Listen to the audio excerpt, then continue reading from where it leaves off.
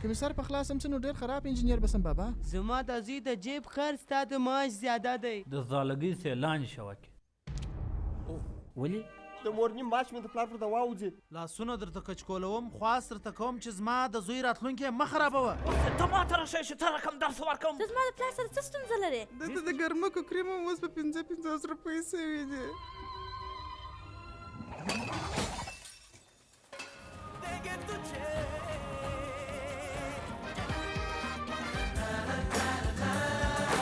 د لښت په زور خو د سرکټ زمرې له راوغورځي پر چوکۍ باندې ناستې زده کړي. ته د موټر انجن څه رقم چلان دی؟